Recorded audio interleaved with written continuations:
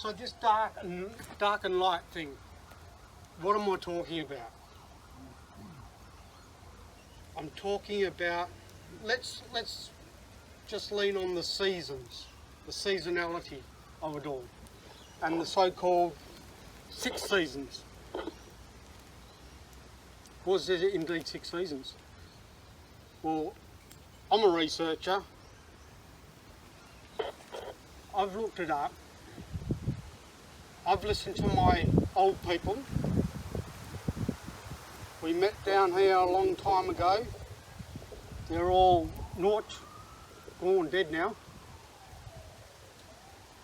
And the things they taught me about the old ways of how the old people used to live was indeed, don't you love it? There you go, I got him out. Was indeed scientific. They knew about hydrology, the hydrology of the land. They knew about the medicinal purposes of plants, melaleuca being one of them. They knew all that. And how did they know this? Science is observation, experimentation. So if that's the meaning of science, what I'm saying is they had to be scientists in their own right before colonisation. They lived on the land in the most environmentally protective manner when Aboriginal people throughout the world did. That protected and preserved everything for future and future and future generations. There's a site up here in the Swan Valley, 40,000 years. Just think about that for a minute. We've been here, Europeans have been here, and I say we because I'm part European myself. Don't get me wrong, I don't deny my European heritage. For less than 200 years, 1829, what is it, 2029, is going to be a bicentennial. Where are we going with all this as human beings? I look at Aboriginal people now I don't care if they walk out of a university, the modern day Aboriginal person, or if they're sitting on the street with their hand out. They're all my brothers and sisters. I love them and I'm so proud of them. The men and the women that are incarcerated, I'm proud of them.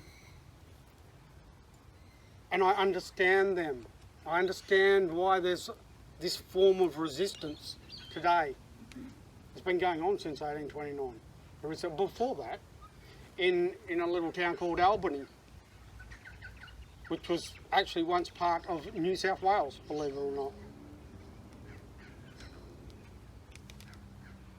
All of these things are important in us growing as a group of human beings now that live on this part of the planet.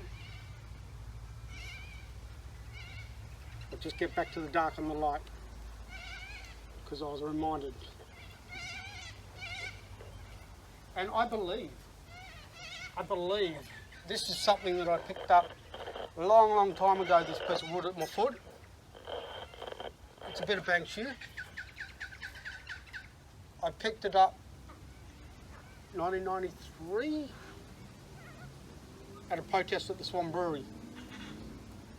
And the people that I was protesting with there really believed. They believed in higher powers, in animals.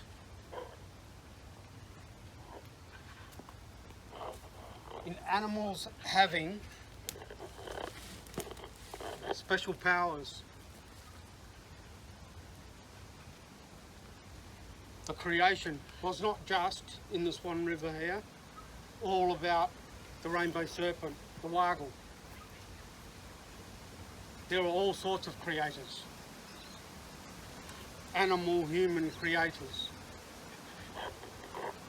that moved across the landscape.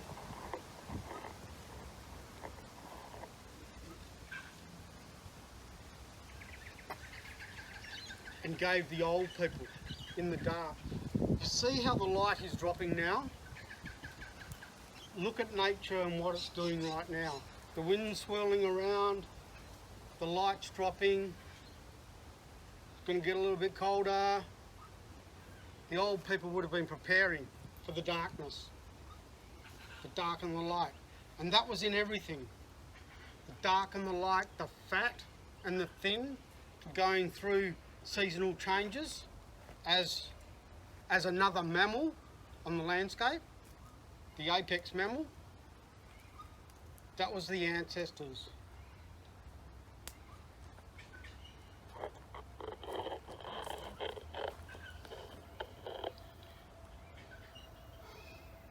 This belief and this understanding of nature and the dark and the light was in everything.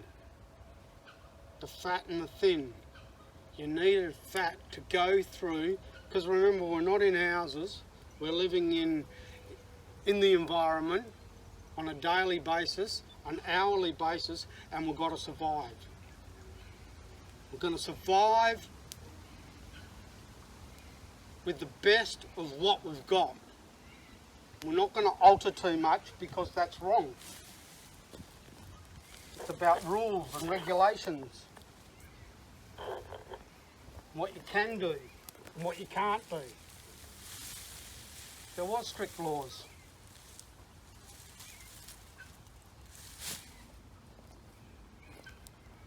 Don't preach to Aboriginal people about violence. I've done a few talks, and you know, it came up once. One white fella, one wadjala, wadjala as they say down south, he wanted to confront me, and he wanted to confront me about the brutality of pre-colonisation society and boys going through law in particular. And I thought, well, you know, I just let him go and let him go and let him go, and he kept asking me questions and he kept wanting to come back to it. And all in my mind is, well, do you want to talk about brutality? Come on. They had to have structure. They had to have, for a society to survive for 40,000 odd years at least, you had to have structure. You had to have ways of controlling your people, because that just had to be. We all know that. It happens today. Whether it's right or whether it's wrong. It's about population control. And that might mean not over occupying certain areas because of the availability, and that availability that comes in the heat and in the cold, and what's available at that time of year. I think it was Sterling that wrote in his memoirs when he was going up the Swan River in the 1800s there, what magnificent specimens of human beings they are, hunting, spearing with the gidgee, the mullet at firelight, by firelight, when the sun was dropping like this. When it dropped too much, then they'd put the fire and they'd be able to see the fish. They were experts with the gidgee, with the spear, the Nyungar people of this area.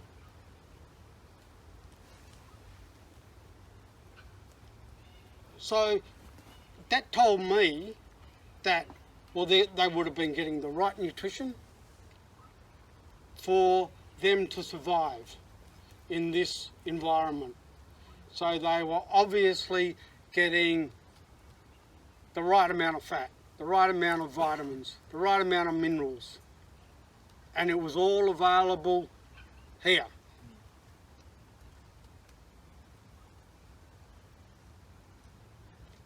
They weren't poisoning anything. They weren't ingesting and producing things that would harm the earth.